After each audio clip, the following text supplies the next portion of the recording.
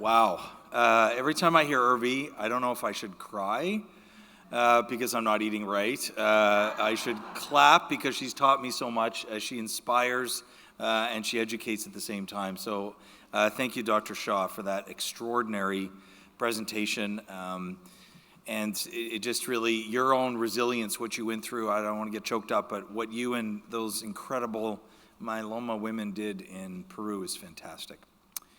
So we are towards the end of our day. We're almost done. I'm going to ask our panelists to come up. So Dr. Fonseca, Dr. Vescio, Dr. Lonial, Dr. Dispenzieri, Dr. Shaw, Teresa Maselli. If everyone wants to come up and have a seat here, we will launch into our Q&A. So we'll be ready to get your questions in a few minutes. Oh, you're all too nice. Just walk up. Before we dive right into questions, because we didn't have the chance to hear from Dr. Fonseca and Dr. Vescio yet directly, you can actually probably do it from one of the seats. I'm going to ask each of them to just chime in a few comments about their thoughts around the day thus far. So start with you, Raphael. I know that we're going to do a Facebook Live on the discussion around the future of myeloma, but maybe having joined us today, you can share a little bit with us about your thoughts. And I'll just quickly also mention that Tiffany unfortunately had to leave because she's going to LAX, everybody's favorite place on the planet. Godspeed, Tiffany. And so Teresa kindly will join us from a nursing perspective as well. So, but Raphael, any thoughts from the OG, as I described you this morning, the original gangster, on myeloma? Thank you for that, Joe. That's really nice. Well, it's such a wonderful day, and we as physicians engaged in the care of myeloma patients, researchers, and ultimately members of the community, we always learn so much from attending these events, and I'm sure you do as well. So this is just a tremendous opportunity to come together. Some of the comments I was going to make were related to the future of myeloma, the future treatment for myeloma. And like all of you, we want things to continue to improve and be better. Whenever I meet a patient for the first time, I tell them that I know you've read about this online, and probably the first sentence in all book chapters and articles is that myeloma is an incurable disease. And I state that I disagree with that. I think we already see that for a minority of our patients, and we want that to be true for the majority of our patients, however we define that. And I think we're getting there because of the tools that we have, the advent of better treatments.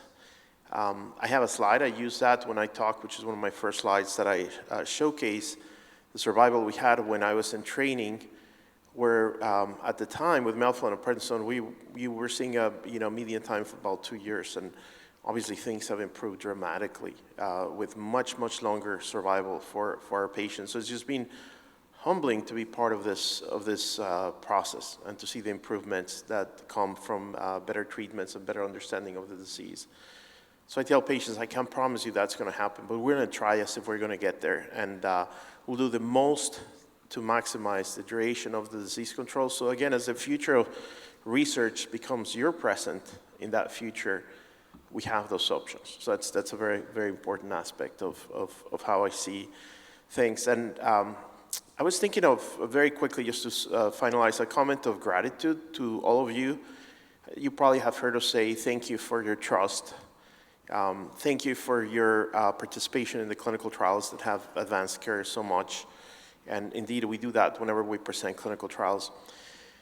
But there's another aspect of gratitude that I'd like to share with you today, and that is that quite frequently, I'm in a dinner and I tell patients I'm an oncologist, and the first reaction is, that must be horrible.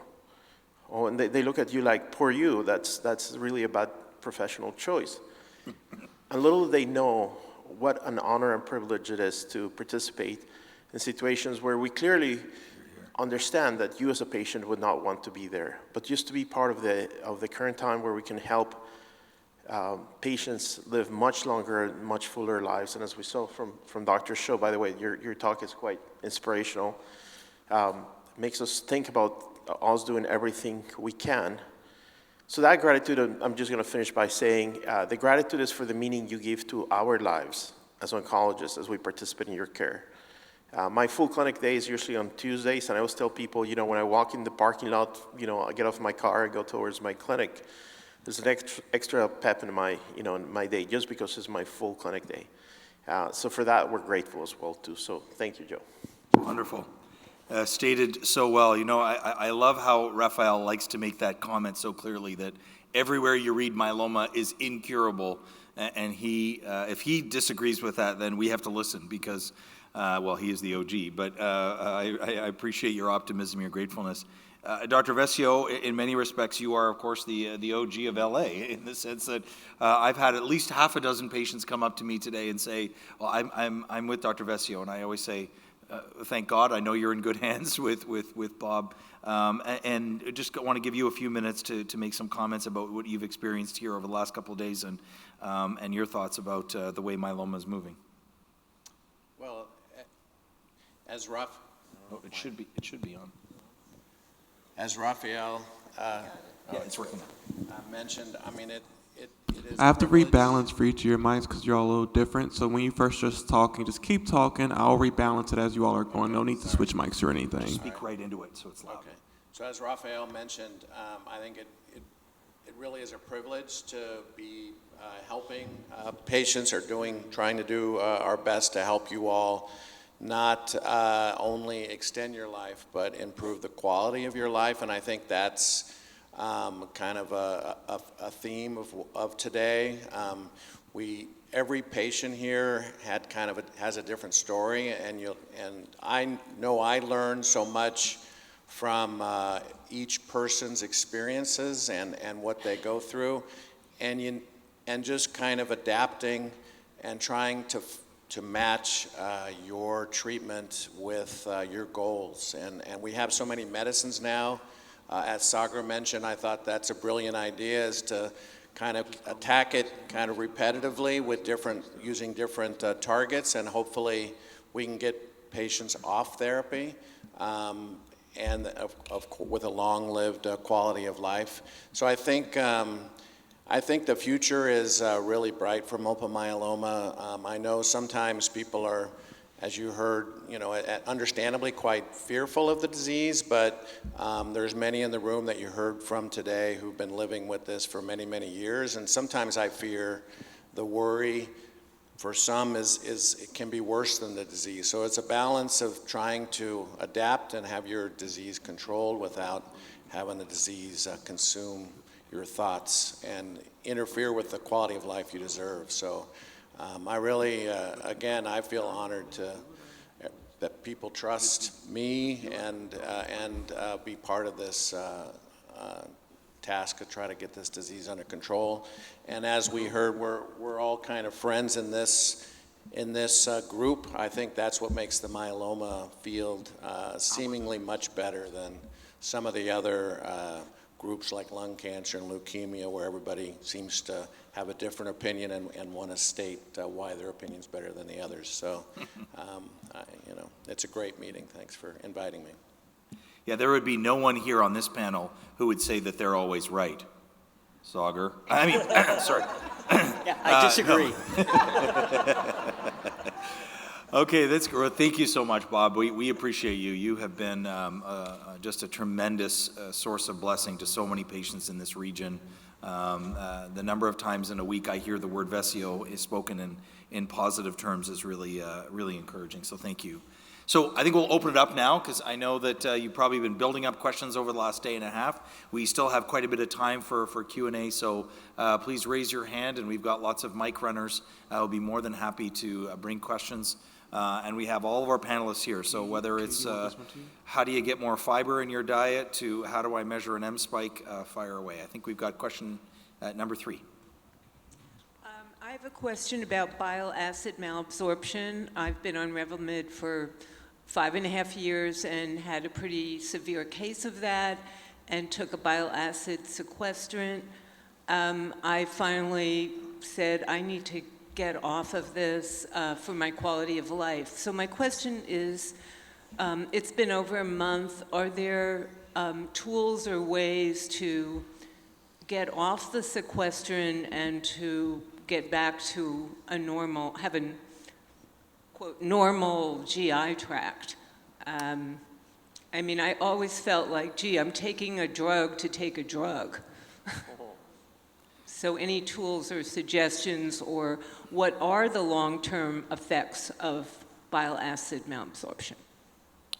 So maybe Irvi, do you want to start with that? And then Sure. Teresa, if you have more comments. Did you say you stopped lenalidomide? Yes, well, I recently stopped because I thought I needed a break.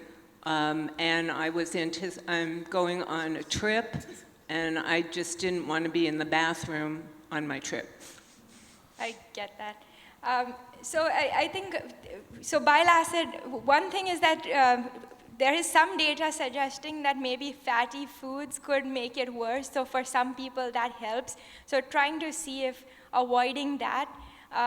We are studying this in our trials. So the maintenance study I showed you, we are looking at diet with lenalidomide maintenance, and we had one patient who said that their diarrhea improved, but that's just one anecdote.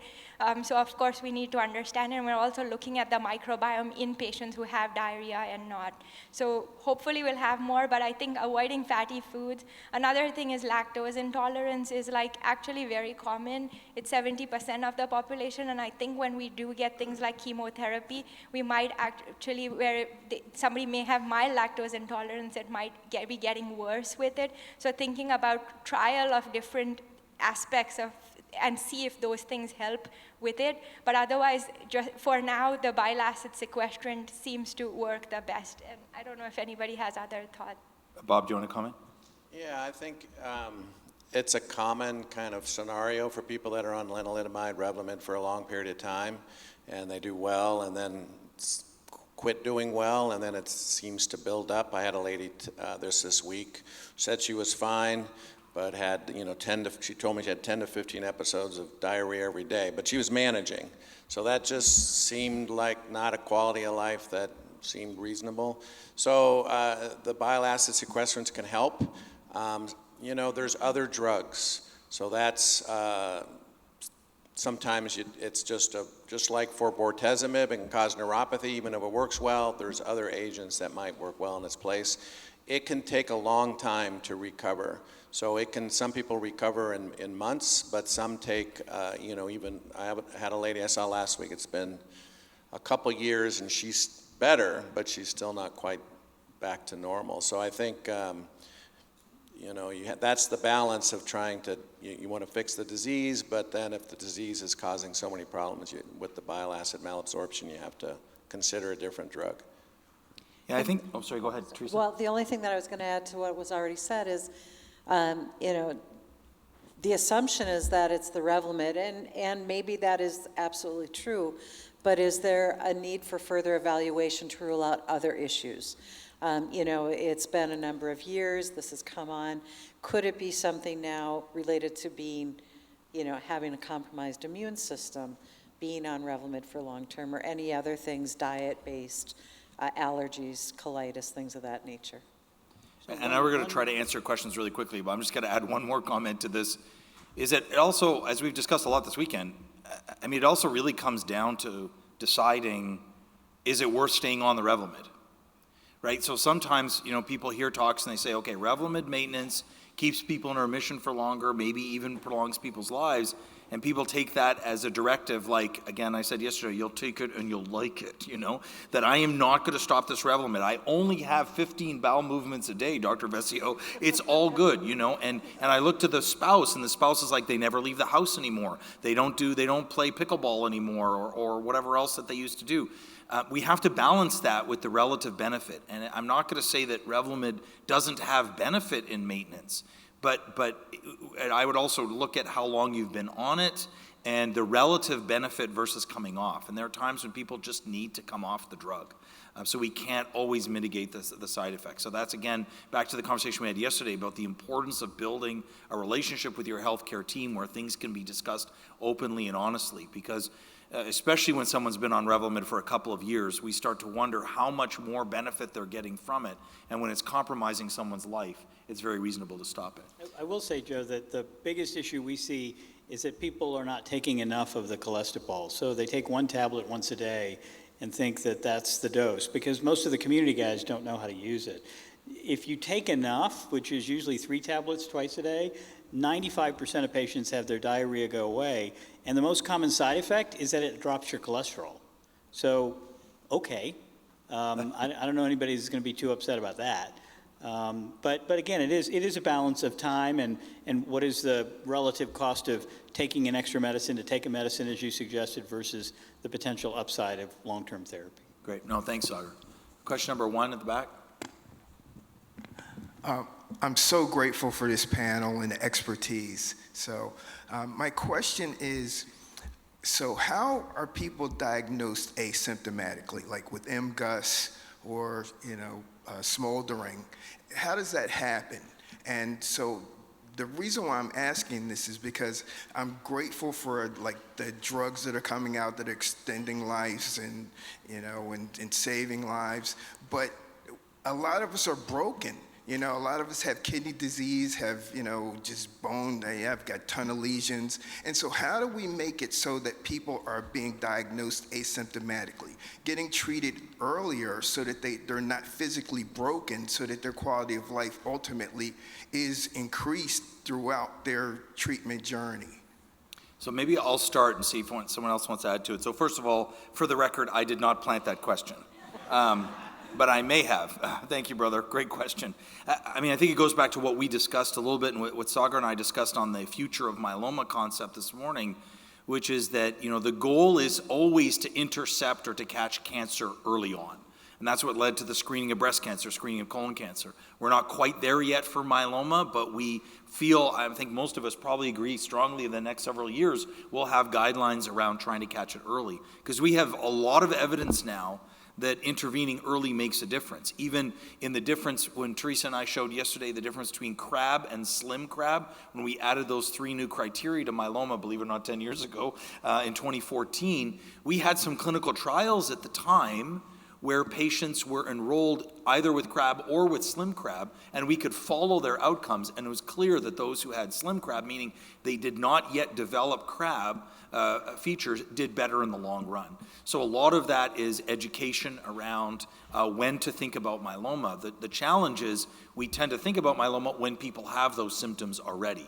So when it's diagnosed asymptomatically, what I call the incidentalloma, is typically because someone got blood work, because they're getting an insurance test, or their doctor was thinking about something else, or somehow, or their total protein was elevated for another test, and it led down that way. And that's good in the sense that it's nice to detect it early, but it hasn't been a strategic approach. I don't know if there's any other comments to add to that. I would only say that for those of you that were diagnosed incidentally by somebody being very astute and aware of an elevated protein or just a slight change, send chocolates to that primary care doctor on an annual basis. Yeah, absolutely. And that's why I mentioned even with Empower, we're working so hard with the primary care community to educate them. Is the next question with you, Danielle? Perfect. Yes, thank you, panel. It's been very informative over the last 2 days. One of the pressures we have in myeloma patients is financial. It's always a worry. Are these great novel drugs going to be covered, and how are they going to be covered? And that's almost as much of a burden as the disease itself. One of the things we heard yesterday from one of your panelists, who I don't think is there today, that for us on Medicare, there is going to be a cap on what I consider the pills that we take, to $2,000 cap of out-of-pocket. But I'm curious why some of the wonder drugs we take, and I'm taking one of them, have to be IV and are not pills. If they were pills, they'd be covered. And I'm wondering why that is. I've heard various stories, perhaps, obviously you know why that is, but we could really help the financial drain if we could get, for example, Dara on pill form rather than IV. It would be covered with this cap. So what's going on? Yeah, so the irony of that question is that until that change, it was always the reverse, right? So historically, cancer therapy was always viewed as being intravenous, and that's why IV coverage was always so much better than pills, and the burden of finances was on the insurance company. But when we developed all these pills, the financial burden was on the patient. And the goal was to create as many of these new cancer therapies as pills, because although you love your doctors, and we love going to visit Dr. Vesio, I'd rather take a pill at home than have to go in to see the doctor. Now with this new change that Danielle described yesterday, the paradox is we flip that. I don't know if anyone wants to comment on how hard it is to make drugs like Daratumumab orally. Maybe Rafael, you can comment on that. It's a great question. Everyone would like to get drugs that are very simple to administer and safer for patients, but sometimes you can't. For instance, Daratumumab probably will never be a pill. The main reason is something we call a large molecule. So if you were to take that as a pill, our body would digest that. It would be the same as eating protein in a steak. It just cannot pass through the gut. And some drugs, there has not been an oral Velcade-like or carfilzomib, Kyprolis-like medication. There was an attempt to do that, but it turns out that was too toxic. So it really depends on the medication. I think we doctors would love to see everything being pills and very, very simple. But a lot of that depends on the chemical structure of those medications. Excellent. Next question, Joe, is it back at the back here? Yep, number one. Hi, thank you. I agree with Richard here. I'm very grateful for everybody who's here speaking and giving us your expertise. Thanks, but Lisa. I had a question about plasmacytomas and then also about the translocation 1114. So regarding plasmacytomas, for patients who are diagnosed with active myeloma, because of a plasmacytoma, is there any prognostic value in that? And then my second question is about T1114. I've met a lot of people with T1114. I'm one of them. And I've heard that it is now intermediate risk rather than standard or high risk. What does that mean? What is intermediate risk? And the last thing I'll say is, Dr. Fonseca, when you said that you're grateful, you have gratitude for patients for giving meaning to your life, that's just amazing. And so for anybody out there who doesn't have a specialist, that's why we see our specialists, because they're amazing people. So. Well, thank you, Lisa. It's very, very kind. So maybe, why don't I ask, Sagar, do you want to comment on the plasmacytomas? And then Rafael, do you want to comment on the 1114? So plasmacytomas come in two flavors. If it's a plasmacytoma that extends from a bone, then we consider that sort of a medullary plasmacytoma, which is really just a growth of the myeloma outside the bone marrow through the bone into an, it's not considered to be prognostically any worse than a regular than what I'm going to describe next, which is an extramedullary plasmacytoma, which is a plasmacytoma in the skin or in another area where it's soft tissue associated but is not directly connected to bone. That tends to be associated with high-risk disease. Those are cells that have figured out how to grow outside the bone marrow microenvironment, and in that context, it is a lot more challenging for us to treat. We can shrink them temporarily, but they're hard to make go away in the long term. Rafael, 1114. And Lisa, so thank you for the comment and the question too on 1114. It varies a little bit because at the beginning we used to think it was a better prognosis because of the treatments that were being given back then, which was mainly melphalan. Then it turns out all myelomas appear to do better, and that was because of the advent of the regimens and the Velcade. But it turns out, when you look at the groups, the 1114 didn't get as much benefit from those drugs. I think partly has to do with what we would call the biology. So, how the cells are, they're slightly different. They tend to be smaller. We describe these plasma cells, if you look at them in the microscope, they look like a fried egg. And the 1114 is like a fried egg that's missing a lot of that white. It has scant cytoplasm. And we think that is really important for the Velcade and the regimens to work. So, but now that you bring drugs like the venetoclax and the venetoclax-like, I think this is going to flip again towards that being a favorable finding. So I think at the end of the day, how we classify it is not as important as to making sure we have the right treatment for each one of the subtypes. And the 1114 is quite interesting because there's some patients that are very indolent, and there's really good 1114 biology, if you may. And then the 1114, if it doesn't present in the right way, can be very aggressive. And I would presume for most of you who are here who are 1114, that has not been the case. Sometimes we see this primary plasma cell leukemia, very aggressive myeloma from the get-go in some patients who have 1114. But for many patients, it still has that more favorable outcome. So One quick point about 1114. If you look at, and some of you who were in my session saw the RVD 1000 data that I showed, if you're 1114, your first remission often is shorter than the standard risk patient, to sort of speak to Raphael's back and forth. But because of the availability of drugs like venetoclax, the second remission actually makes up for that if you get venetoclax. So the survival ends up being as good as a standard risk patient, but that first remission can be shorter, and it's really about access to ven that makes up that delta. Excellent. And it speaks to the complexity when you spoke even at your session, Sagar, about how high-risk disease is defined 80 different ways and becomes complicated. And again, if I could just mention this very quickly, because I think sometimes people see, we saw a beautiful question asked by someone earlier who's high-risk myeloma for 12 years.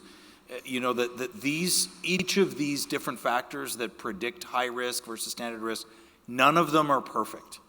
We've all had, you know, I sometimes use the analogy saying, you know, if there's a 40-year-old man driving a red Corvette out here on the highway, are they speeding? Well, first of all, they're not, because there's so much traffic.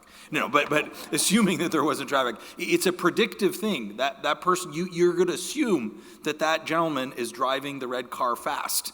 But he may be in the slow lane being passed by an 80-year-old woman in a white Cadillac, right? So these things are not always perfectly predictive, and so that's why the individual nature of myeloma is important. We all have patients in our practice who have so-called standard risk myeloma, but then unfortunately relapse very quickly and we don't know why. And on the other side, we have patients with so-called high-risk myeloma who actually do very well with treatment. So we just have to be careful that you don't feel that branding that makes it sound like there's no hope for someone with high-risk myeloma. My question has to do with asking questions at appointments of the oncologist. Because at the beginning, we had 1 million questions. But now my dad sees the oncologist, he's on maintenance and sees his oncologist every 6 weeks. And so what are some good educated questions to ask to get the most information about where he is and what's happening? I'm going to start with Teresa, because if only we had a tool that was created by the IMF that listed questions for patients to ask their doctors, oh, if that were only true. I think we should maybe have one out front. Yeah. We actually have That's right. We actually brought some of them with us. Yeah, we do have a couple of tools, decision-making tools, things of that nature. But I think your question is really, and it might be a little bit more individualized, but in general, where is a person at right now with their diagnosis? Are we, you know, at a point where you've gone through first line of therapy, and I think we can do better at defining what line of therapy is, in the way of, you know, you've had the Dara VRD or VRD induction, stem cell transplant, you're on maintenance, it's been a few years, you hear all these things about, you know, at some point the myeloma is no longer going to respond to the Revlimid. At that point, one of the questions should be, so right now things are going good, but what would be our next choice? What would be our next option for therapy? Kind of planning ahead. Maybe you're on your third line of therapy and you've heard something about this CAR T thing. For me as an individual, when would be a good time to be thinking about CAR T? Should I have a referral to meet with a transplant or a CAR T specialist so that I can at least be in their, you know, in their realm? You know, like at Mayo Clinic, if you haven't been seen by a Mayo doctor in 2 years, you are no longer an established patient, you become a new patient. And that can sometimes have its own challenges for kind of getting back in the door and seeing the same person that you were seeing previously. So it kind of depends on where you're at in the process and wanting to make sure that you're thinking not only about the here and now, but what are our next steps? We've always got to be thinking a couple of steps ahead. And Dr. Cispanzieri, if I can ask you to comment here as well, you know, from the doctor's side, sometimes we have patients come in with a sheet of paper that has 64 questions on it. I had a patient a few weeks ago, literally 64 questions, right? And I remember I trained under a doctor who used to say to their patients, every time you come to the office, you're allowed to ask 3 questions. And the person came in and said, am I only allowed to ask 3 questions? He said, yes, and that was number 1. So he was a little bit too harsh. But can you give us from the clinician, because we know you see a lot of patients, what tips or what things do you want your patients to know? Do you want them to write them down in advance? Are there a couple things that just come to mind that you say, I wish patients did this when they came to their appointment? Yeah, I think writing things down is great. I think knowing why you're asking the question. Like, it's one thing if you have a list of questions, you heard you should ask these things. Sometimes people are so anxious, they have this list of questions and they're not listening to the answers. They're so, they want to do it right. I want to be a good patient. I want to be an informed patient, and I got to get through my questions. And they're just asking the questions and they don't want to listen. And I get it, because that's anxiety, and it's hard being a patient. But I think that it's perfectly good to be writing down your questions, because you forget, you freeze like a deer in the headlights when you go see the doctor sometimes. 64 probably isn't a good number for one visit, but sort of prioritizing them, or sometimes, sending a note through the portal or something, or, through the message system, so that the doctor can answer questions. Sometimes it's best to answer questions in paragraph form rather than question, answer, question, answer, question, answer. And if your doctor's a good communicator, sometimes I have patients, they come in with a long list, and I just start explaining things. But I say, we'll do your questions after, I promise. And then they go through their list after I'm done talking, and they're like, I think you got them all. And it's like, okay, good. Or if I didn't get them all, then I answer that one. So. Well, that's great. I think the other piece of advice I'll take from Robin and Michael Toohey, who often say this, is that when possible, bring someone with you, because you've just multiplied the ears. You've gone from 2 to 4 ears. And now there are nuances and things that one might pick up and the other might miss, and vice versa. So it bolsters the ability to hear more. And I'd just like to add, it's not always about just asking questions. It's also about sharing updates from your own experience. And one of the things that I've heard all too often is, well, I've already mentioned that I've got neuropathy, so I just stopped mentioning it.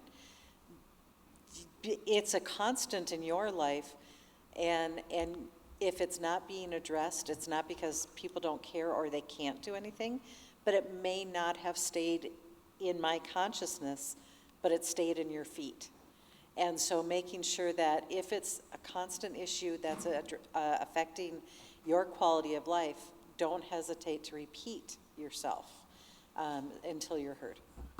So Excellent. I know our time is almost gone, but I think we'll take 2 more questions. Joe, sorry, can I Sagar? get just a quick comment? Yeah, please. So sometimes, what I'll notice, and this happened to me probably a few months ago, where a patient's family brought in 15 papers, and they brought them one in one and said, do you know this? Do you know this? Do you know this? And when they got to the 15th, they said, do you know this? And I said, yeah, that one's mine. So I think the idea about knowing what you're asking is really important. When you see a specialist, this is all we do. So there's a certain level of knowledge that you have to anticipate that we have when we come into it.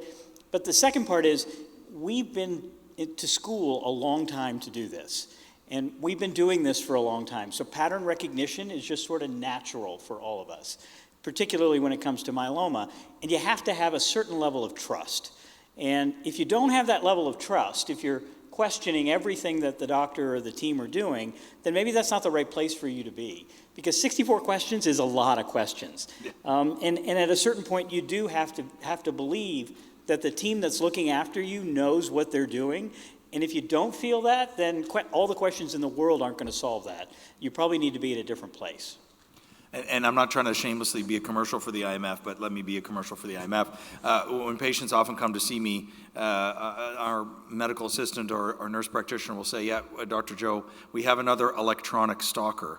They've watched all of your videos. We do have obviously a lot of resources, as Robin walked through yesterday on the website. So very often you can be prepared more before, especially going in to see a new specialist or getting an expert opinion or on a particular topic, whether it's CAR T or all these new bispecifics that we we have and another one coming soon, that you can gain a bit of that, at least general information, and then individualize it at your visit. All right, we'll take 2 more questions. I know we're running a little bit late, but this is so great to see so many great questions. So why don't we take 2 more? Start with you at the back, Danielle. A friend of mine who is in our support group recently had CAR T and developed a brain tumor about 2 months following, and they biopsied it, and it was myeloma in origin. Do you feel that this might be a risk that we might see as more CAR Ts are going to be probably down the line for many of us patients? I'm happy to answer that, but I'll see if someone else wants to particularly address that, Raphael. Maybe just very quickly. No, unfortunately, if they found myeloma in the brain, that means that those cells were overcoming any effects of the CAR T, so it wouldn't be related to the CAR T itself. And, it just unfortunately means that the CAR Ts are not able to control that. It's particularly harder in the brain because our body tries to protect our brain with a number of things, including something we call in medicine the blood-brain barrier, which exists naturally to protect from harmful things to get into our brain, but also that makes treatments also harder as they try to get into the brain. And I think if I just add to that, I completely agree that that's not, the CAR didn't cause that. But there is some press, and there was the FDA announcement last November about the potential for CAR T cells to induce T cell cancers. And again, like we've said with everything, every treatment comes with some risk, right? Unless it's mother's milk, everything comes with risk. That's why you go and you get aspirin from the pharmacy, and the list of potential side effects is pages long. We don't want to minimize those side effects, but we also have to put them in context, that there are still things we're learning about CAR T. It turns out, for example, this T cell cancers coming from CAR T happens somewhere around 1 in 2,000 patients. And that's relative to the fact that the majority of those 2,000 patients are going to live longer because of their CAR T. So there's kind of the devil you know, the devil you don't know. We've been down this road before in myeloma, knowing that some of our maintenance therapies and transplant itself can slightly increase the risk of a second cancer, but it's also controlling the cancer that's there. So I think we always have to put these things in balance as we look through them, and that's why it's so important to have that conversation with your doctor. We hope that some of the side effects we're seeing from CAR T, some of the neurological side effects, some of the other challenges will be reduced with time, both as we understand it and treat it better, but also as we develop new CAR T products. And we'll take the last question here from Malcolm. Yeah. Hello? Yep, we can. Question is, what is the role of cannabis in all of this? Cannabis can help with pain, fatigue, anxiety, sleep. No one has mentioned cannabis. So I'm not going to ask one of the Mayo people to talk about this, because when I was at Mayo, I remember that it was like, that's the word that we don't use. But I don't know, Bob. I mean, you're in Ganja Town. I mean, LA. Would you like to speak about that? It's coming my way. I mean, I think that for some patients, that cannabis helps them adapt and tolerate the symptoms and side effects that the cancer caused and also the treatment caused. So certainly people with CBD putting on their feet where they had neuropathy, that clearly helps. I think it's beneficial for certain people as a way of addressing their pain and sleep and things like that. When it first came out, everybody was excited and they were thinking it's curing cancer, and I'm not going to say I'm a believer in that. I haven't really noticed patients taking it doing better than those who don't, but I think it can help for certain people, their symptoms, and that's important too. That's really important. Yeah, and I don't think it was sort of purposeful that it wasn't mentioned. Maybe I'll wear my Canadian hat for a minute, because, you know, we've been using cannabis in Canada.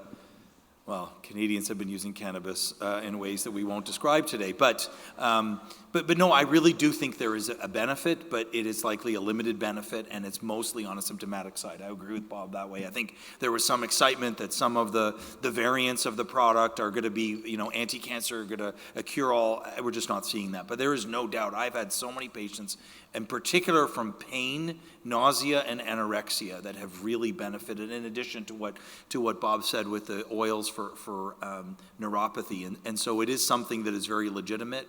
Depending on the healthcare system that you're involved with, some are more qualified or less qualified to do it. Very often our friends in palliative care have a lot more expertise in the area. And we should not think of palliative care as just being hospice care when we're not giving direct active therapy. Palliative care is something that supports patients all along their journey, even at the earliest intervention. We've shown that palliative care actually improves quantity and quality of life of our patients. And so if that's something that you want to pursue, then I would try and go down that angle. I'm sorry that, sorry. Well, the only thing that I'd add to it is I'm not a big fan of putting anything into your lungs other than air. And so the smoking route is something that I'm not a fan of. Right, I don't And think the you'll increased find a risk of fungal single infections. recommendation of any oncology group on the planet that the inhalation version of cannabis is of any value. A little bit different, obviously, when it's in medicated form or brownies. But we just heard a talk about a dietary phenomenon, so I won't go into that. So let's take a minute to thank everyone on our panel.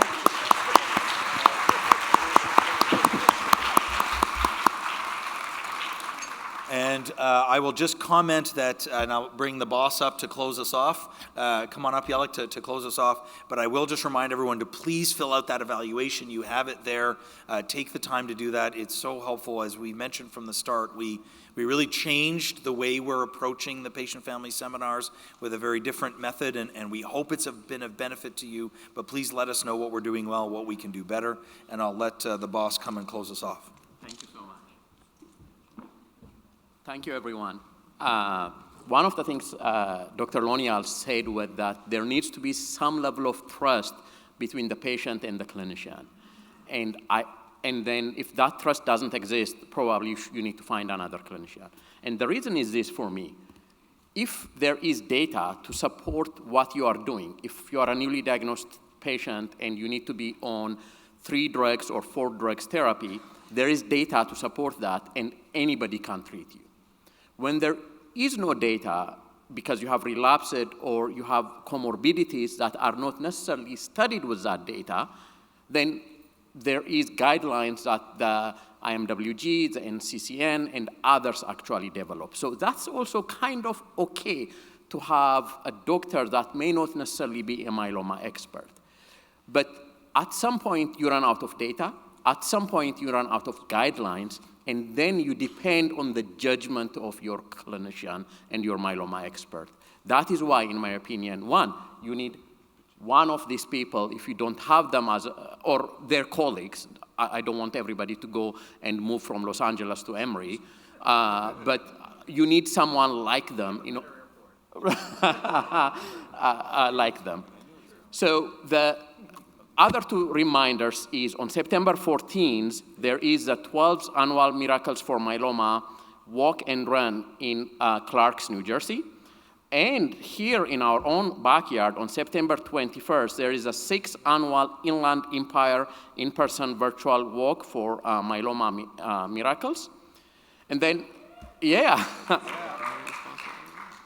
If you remember yesterday, our goal with this patient and family seminar was threefold. One is make sure that you have the knowledge or start to acquire the knowledge you need in order to be able to manage your myeloma properly.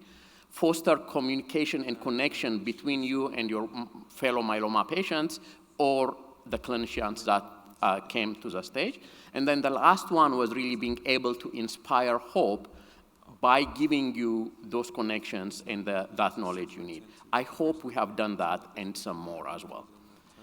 So I'm very grateful for all of you, because when you have a party and nobody shows up, it's not fun. So we had a party and you guys showed up, and you showed up strong. Thank you for doing that. Some of you are challenging us to say, okay, there are at least thousands of myeloma patients in the LA area. You need to do more to bring them. Yes, we can do more. And when I say we, it means you included. Tell others how much beneficial this meeting was for you. I also want to thank the clinicians for being here. We have covered a lot of ground, from the latest research advancements to practical strategies for managing your myeloma. I want you to remember one thing as you go today. you are not alone. You have the International Myeloma Foundation.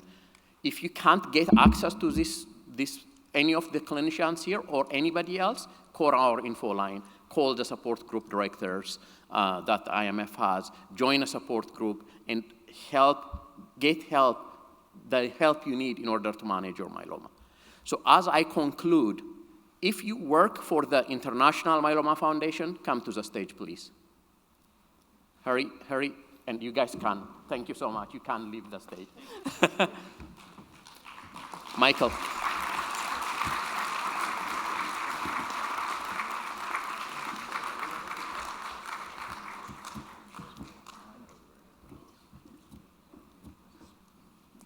All right, Peter was the first one to join us, so he will get the prize.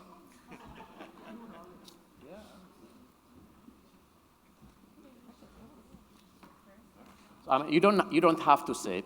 You can just stand. I just want to, if there is something you didn't like from the last day and a half, email me. I'm responsible for that. If there is something you liked about the day and a half, these are the people that made it happen for you. So please give them a hand.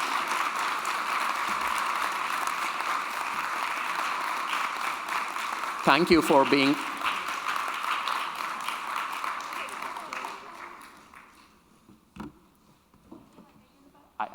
Thank you. Thank you, everyone.